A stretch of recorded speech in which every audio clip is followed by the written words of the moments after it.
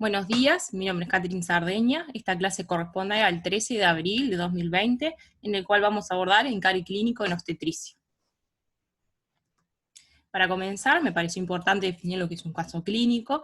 Podemos decir que es la descripción detallada y ordenada de los acontecimientos que ocurren a un paciente en el curso de una enfermedad o un estado, como es el embarazo y el puerperio. Describe la anamnesis, examen físico, resultados de paraclínicas, conclusión diagnóstica, tratamiento empleado y la evolución del paciente. Vamos a ver que los casos clínicos que generalmente vamos a utilizar van a describir la anamnesis, examen físico y en algunas ocasiones resultados de paraclínicas.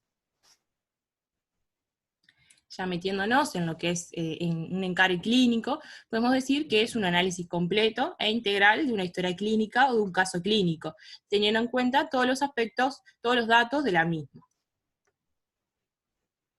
Los objetivos que nos planteamos es que los y las estudiantes deberán ser capaces de demostrar que tienen las competencias y que poseen las habilidades para abordar y resolver la situación clínica que se les presente, contemplando así los aspectos biopsicosociales inherentes al caso clínico. Esto va a implicar saber jerarquizar los diagnósticos correspondientes. Un encare clínico tiene 7 puntos, a continuación los voy a nombrar, y luego la idea es ir describiendo cada uno de estos puntos. El punto 1 es el ensuma, el punto 2 es la situación clínica y fundamentación, el punto 3 es el diagnóstico principal basado en la situación clínica y diagnósticos secundarios, el punto 4 el enfoque biopsicosocial, el punto 5 la conducta, el 6 pronóstico, y por último el punto 7 es la profilaxis. Arrancamos con el punto 1, que es el ensuma, a modo de repaso, porque ya lo hemos visto en lo que va al ciclo introductorio. El ensuma podemos decir que abarca las iniciales de la paciente, la edad, el número de gestaciones, incluyendo la gesta actual, la edad gestacional, diagnóstico primario, diagnósticos secundarios, si los hay. En el caso que haya diagnóstico primario y diagnóstico secundario, el diagnóstico primario va a ser el que reviste mayor gravedad o al que se asocia a mayores complicaciones y el cual va a estar más dirigida a nuestra conducta y terapia, ¿no? Los diagnósticos secundarios pueden ser uno o más de uno, pero siempre van a ser considerados diagnósticos secundarios y revisten menor gravedad con respecto al primero. Punto 2 es la situación clínica y fundamentación. En este punto lo que se pretende es mencionar los elementos de la historia clínica que me van a llevar el diagnóstico primario y secundario si corresponde, y justificar los diagnósticos a los que se llega. Acá, por ejemplo, les puse un ejemplo, valga la redundancia, de cómo, supongamos que la historia clínica me refiere una glicemia en ayuno de 1,10, ¿no? Cómo entonces planteo que esta paciente tiene una diabetes gestacional, ¿no? Entonces puedo poner, realizo diagnóstico de diabetes gestacional, pueden presentar una glicemia en ayuno de 1,10 gramos con decilitro, dado que el rango para establecer el diagnóstico es de 0,92 a 1,25 gramos por decilitro, es que realizo el diagnóstico mencionado. Entonces ahí estoy mencionando los elementos de la historia clínica y además estoy justificando cómo llegué a ese diagnóstico. Además, es importante mencionar el tipo de diagnóstico, si es un diagnóstico presuntivo, de probabilidad o de certeza. Y tener en cuenta si hay que realizar diagnósticos diferenciales.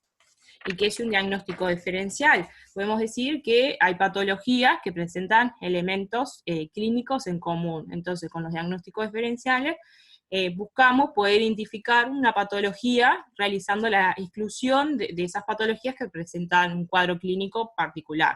Vimos, por ejemplo, las metrorragias de la primera mitad. Todas las 3 entidades se presentan con la clínica de metrorragia.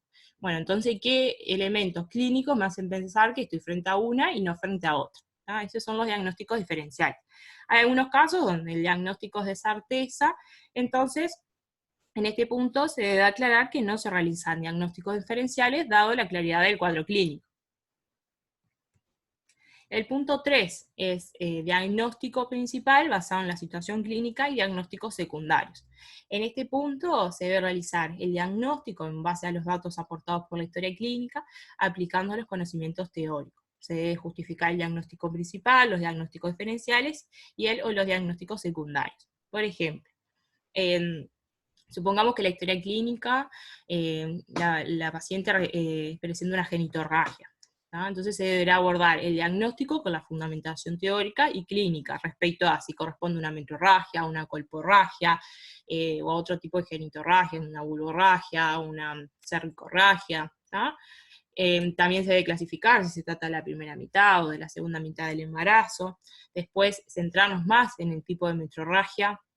Por ejemplo, si es una placenta previa, bueno, definir qué es una placenta previa, la clasificación, cómo se llega al diagnóstico, ir siempre relacionando lo teórico con lo que me refiere la historia clínica, ¿tá? Cuáles son los síntomas que presenta, cómo se realiza el diagnóstico de forma ecográfica, cómo es el diagnóstico luego, diagnóstico, por ejemplo, de una placenta previa después de certeza posparto con el signo de Barnes, por ejemplo, ir como relacionando esos aspectos. También identificar los factores de riesgos y los factores etiológicos, ¿tá? Siempre partimos de las generalidades y luego vamos a ir relacionándolos con los que presenta la usuaria en el caso clínico. Y también describir los mecanismos fisiopatógenos de la entidad que se está analizando. Y por último, pasamos a analizar las complicaciones que han determinado o puedan determinar el caso clínico en cuestión. Las complicaciones las clasificamos en maternas, fetales y ovulares. Y a su misma vez la clasificamos a corto plazo y a largo plazo. Acá un poco a modo de repaso, porque ya vieron lo que es un factor de riesgo, es decir, que es cualquier rasgo, característico o exposición de un individuo que aumenta las probabilidades de que una persona de contraer cierta enfermedad. Por ejemplo, vimos para los estados hipertensivos del embarazo que es un factor de riesgo el haber tenido ya un antecedente obstétrico previo a un estado hipertensivo del embarazo, de ser primigesta, etc. La etiología, sin embargo, es la causa u origen de la enfermedad. Por ejemplo, para los estados hipertensivos, siguiendo con la misma línea, la etiología es genética, inmunológica o ambiental. Vemos cómo son distintos en este caso. Pero hay para otras patologías que pueden coincidir los factores de riesgo y la etiología. El punto 4 es el enfoque biopsicosocial. En este punto se plantea realizar un enfoque integrador desde lo biológico, psicológico y social, donde en cada punto se pretende analizar los factores de riesgo y factores protectores que posee cada esfera mencionada. En la primera semana del introductorio tuvieron una clase, una semana en el cual abordaron factores de riesgo preconcepcional, durante el embarazo y neonatales, y por qué eran esos factores de riesgo. Desde el punto de vista biológico, podemos analizar, por ejemplo, la edad, si la paciente posee patologías de base, su estado nutricional, el número de gestaciones, periodos intergenésicos entre una gesta y otra, si presenta un canal de parto probado o no, sus resultados obstétricos, si tuvo buenos resultados obstétricos o malos resultados obstétricos, y cómo puede influenciar esto en la gesta actual, si presenta PAP vigente o no, si posee hábitos tóxicos, entre otros. A nivel psicológico vamos a realizar un análisis de sus vivencias, si tiene apoyo durante el embarazo, si tiene antecedentes de patologías psiquiátricas, si es víctima de violencia y de qué tipo, si tiene una buena adherencia al sistema de salud, entre otros. Y desde el punto de vista social nos va a interesar analizar su medio socioeconómico, las características de la vivienda, el sustento, si trabaja, si recibe alguna ayuda del Estado, entre otros. Siempre analizando los factores de riesgo y factores protectores y justificando por qué. Conducta. La conducta es uno de los puntos más importantes de un encargo clínico, el que más peso tiene, y como vimos en lo que llamamos del ciclo introductorio, la conducta puede ser activa o expectante y vigilante. Con activa nos vamos a referir a acciones que van a desencadenar la interrupción de la gravidez. En el caso que tengamos una conducta activa, o sea que finalicemos la gravidez, es importante aclarar la vía de finalización, y en el caso que la finalización sea por parto vaginal, se debe aclarar el BIOP de la usuaria y cómo vamos a proceder en base a este. Cuando hacemos referencia a una conducta expectante y vigilante, es que estamos expectantes, la redundancia, o esperando algo, por ejemplo, que sea un cuadro clínico, o estamos esperando cierta paraclínica, ¿tá? Es importante aclarar lo que vamos a estar vigilando y por cuánto tiempo, hasta cuándo vamos a tener una conducta expectante vigilante. Por ejemplo, a veces es hasta terminar de realizar la maduración pulmonar fetal, o hasta completar cierto tratamiento antibiótico, o hasta cumplir tantas horas de internación, ¿tá? Pero es importante aclarar siempre hasta cuándo vamos a tener esa conducta. A veces una conducta expectante y vigilante se puede transformar luego en una conducta activa, como vimos, por ejemplo, en el caso de la rotura prematura de membranas, en los pretérminos. Llevamos una conducta expectante y vigilante hasta la semana 34, donde luego vamos a tener una conducta activa. Después, es siempre importante justificar la misma, porque vamos a tener una conducta activa y porque vamos a tener una conducta expectante y vigilante. Porque nos va a pasar en la práctica clínica cotidiana que capaz que frente a una paciente podemos tener varias conductas, ¿no? y ser todas válidas. Entonces es importante aprender y ir como adquiriendo esto de justificar el por qué yo pienso que voy a realizar tal conducta. En los casos que requiere internación, es importante aclarar el nivel de atención, ¿no? Si es un centro de segundo nivel, si es un centro de tercer nivel, aclarar si es un centro de tercer nivel, si requiere CTI materno o CTI neonatal, o ambos, justificar por qué, y en el caso de que requiera traslado, que generalmente es de un centro de menor complejidad a un centro de mayor complejidad, por qué se va a realizar ese traslado y la forma en que se va a realizar ese traslado. Si va a ser por sus medios, si va a ser una ambulancia común, una ambulancia especializada. Ten en cuenta que la ambulancia común va chofer y enfermería, y en la ambulancia especializada, además de ir chofer, enfermería, va médico, y bueno, tiene otro equipamiento tecnológico, medicación. Bien, siempre que sea posible, se va a preferir el traslado in útero, ya que se ha demostrado mejores resultados para ese recién nacido, pero si si la usuaria fuese una puérpera, se debe incluir además la valoración del recién nacido y su medicación. Luego pasamos al tratamiento higiénico, dietético y medicamentoso. En el tratamiento higiénico vamos a incluir si la paciente puede deambular o requiere de reposo. Vimos que el reposo puede ser relativo o absoluto. Absoluto, la paciente, como dijimos, no puede levantarse al baño ni realizarse la higiene. En el relativo, sí. Y justificar por qué optamos por un reposo relativo o absoluto. Siempre debemos de justificar todo. También dentro del tratamiento higiénico se incluye el control de signos vitales, si requiere colocación de una vía venosa periférica, si requiere extracción de sangre para clínica o toma de orina, si es necesario colocar una sonda vesical y aclarar si es con bolsa colectora o no, si es necesario la realización de test rápidos de sífilis y HIV también va en este punto, y por último la colocación de apósito estéril en vulva. Como tratamiento dietético se puede indicar la suspensión de la vía oral en el caso de, por ejemplo, la paciente requiera una cirugía. Después, con respecto a los tipos de dieta que generalmente indicamos, la dieta salud, que es la más habitual, después dieta diabético y dieta hiposódica para las hipertensas crónicas.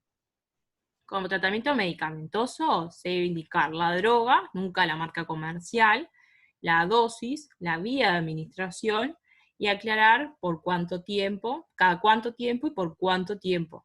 En el caso que sea en dosis única, se debe aclarar que es en dosis única. Luego la solicitud de exámenes, si los exámenes, la paraclínica, requieren alguna condición previa, por ejemplo el ayuno, describir cuál va a ser la paraclínica solicitada y justificar por qué solicitamos esa paraclínica, las interconsultas en el caso que amerite, y también justificar por qué realizamos esa interconsulta. Y en el caso que no la requiera, aclarar que no requiere, por ejemplo, solicitud de paraclínica o no requiere interconsultas. Eso nos va a dar a entender que no fue un olvido o que no se sabe, ¿no? Después pasamos al siguiente punto, que son los pronósticos. Podemos decir que un pronóstico es la predicción de un proceso o una patología en base a criterios científicos. Vamos a realizar un pronóstico para la madre, para el feto, y en algunos casos para el neonato. Por ejemplo, en los casos donde vamos a tomar una conducta activa, en el cual de forma inmediata vamos a realizar un pronóstico fetal, pero en el pronóstico alejado va a ser ya neonatal. Los pronósticos, bueno, como dije, va a ser materno, fetal, en algunos casos neonatal. Vamos a realizar pronóstico inmediato y alejado. Y las posibilidades que tenemos es que el pronóstico sea bueno, cuando no hay riesgo, que el pronóstico sea reservado, cuando por ejemplo estamos esperando un estudio, un resultado, y no podemos predecir la evolución, por ejemplo, o cuando no podemos predecir la evolución, ya que puede haber riesgo de que surjan complicaciones o no. Por ejemplo, el hijo de madre diabética, ¿no? Tiene riesgo aumentado de realizar hipoglicemias, más que nada, entre otras complicaciones, ¿está? Pero las puede realizar o no. Entonces yo no puedo decir que ese pronóstico va a ser bueno, pero tampoco puedo decir que va a ser grave. Entonces me centro más en el reservado, porque pueden surgir complicaciones o no, producto de esa patología materna. Después, hablamos de un pronóstico grave cuando hay riesgo, pero este riesgo no compromete de forma inmediata el bienestar. Por ejemplo, una anemia, diabetes, entre otras patologías. Y hablamos de un pronóstico potencialmente grave cuando sí implica un riesgo inmediato, ya sea materno y fetal. Por ejemplo, un síndrome HELP, un desprendimiento prematuro de placenta no inserta, eclampsia. ¿Sí? La diferencia entre potencialmente grave y grave es justamente eso, el riesgo que hay de forma inmediata en el potencialmente grave. Y es siempre importante justificar por qué. ¿Tá? Por ejemplo, en el inmediato para mí es bueno. Bueno, ¿por qué es bueno? ¿Tá? En el alejado es reservado. Bueno, ¿por qué va a ser reservado? Justificar siempre. Por último, el último punto es la profilaxis, que se trata de prevención o conjunto de medidas para evitar una enfermedad. Debe ser integral, el abordar una profilaxis de tipo general no es lo que se espera que sea enfocado a la usuaria y contemplando todos los aspectos de la historia, como malnutrición, la alfabetización, hábitos tóxicos, etc. Algunas sugerencias para realizar encare clínico es que en lo posible dirigirse al centro de la historia, evitar realizar definiciones o consideraciones que no aporten a la resolución del caso clínico. Esto lo que habla es no irse por las ramas, centrarnos en el caso clínico. Por ejemplo, cursando amenorrea D, puesto que de acuerdo a la regla de Wohl se calcula la fecha probable de parto, agregando 10 días a la fecha de última menstruación, restándole 3 meses a los meses. Por ello, la aclaración mencionada va a ser innecesaria, ¿tá? Centrarnos en la historia. Bueno, y acá un poco esto que venía mencionando, ¿no? Como justificar todo, la clave de un encare clínico es justificar teniendo un respaldo de conocimiento científico, ¿sí? No puedo justificar, porque si nos preguntan, bueno, ¿por qué realizaste ese diagnóstico? ¿Por qué tomas esa conducta? Porque sí, o por ejemplo acá, el cadáver muerto del difunto que se murió porque lo mataron, a veces como que damos vuelta y no decimos nada, entonces bueno, la clave del encare clínico va a ser eso, tener un respaldo científico y justificar siempre todo lo que planteemos. Bueno, a continuación les dejo un caso clínico, porque me parece que en realidad vamos a aprender a encarar encarando, en la práctica, y luego va a ir saliendo como de forma innata. Entonces, bueno, les dejo un caso clínico para que puedan ir practicando. Es un diagnóstico que ustedes ya saben realizar, que es del año pasado, se trabaja en segundo. También pueden utilizar historias clínicas, casos clínicos que hemos ido pasando en la segunda semana del ciclo introductorio, como para irse practicando, y la idea luego por Zoom es ver, bueno, qué puntos del encare clínico costaron un poco más, o que consideren que necesitan ampliar algún punto, o que no se haya quedado claro tal punto, y bueno, lo vemos por la aplicación de Zoom. ¿Sí? A continuación les dejo el caso clínico. Está la primera parte, esta es la segunda parte. Y bueno, para cerrar, decirles que el éxito es la suma de pequeños esfuerzos que se repiten cada día. Muchas gracias.